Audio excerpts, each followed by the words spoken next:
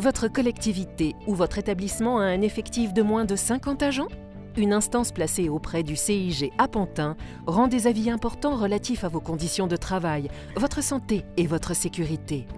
Cette instance, c'est le comité technique, qui siège également en formation de comités d'hygiène, de sécurité et des conditions de travail. Il est constitué de représentants du personnel et de représentants des employeurs publics de la Petite Couronne. Nous sommes tous animés par le respect du droit et du dialogue social et de ce fait, les avis des deux collèges convergent majoritairement. Quelle collectivité, quel établissement ne tirerait pas profit des préconisations, des recommandations qui ne visent qu'à sécuriser ces actes? D'ailleurs, l'autorité territoriale suit généralement l'avis du CT-CHSCT.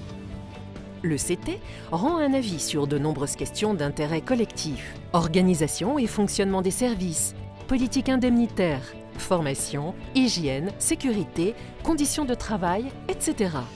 Votre employeur doit obligatoirement recueillir l'avis du CT-CHSCT préalablement à sa décision pour qu'elle soit légale.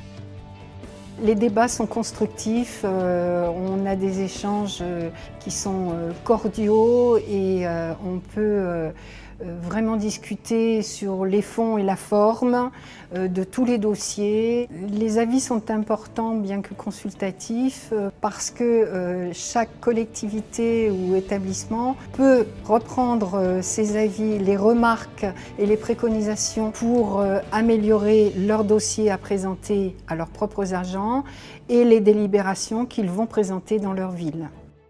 Le CIG assure uniquement le secrétariat de ce CT-CHSCT.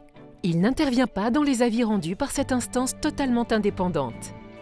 Le rôle des représentants du personnel au sein du CT-CHSCT est très important puisque effectivement ils veillent à ce que les intérêts des agents soient respectés, à ce que la réglementation également soit respectée. Il a un rôle également de conseil et de veiller à ce que le dialogue social se fasse dans les meilleures conditions possibles. Le dialogue entre les représentants du personnel et les représentants des collectivités est très convivial. Il est nuancé et constructif, c'est un vrai dialogue social. Cette année, dans le cadre des élections professionnelles du 6 décembre 2018, vous aurez à élire vos représentants au sein du CT-CHSCT placés auprès du CIG.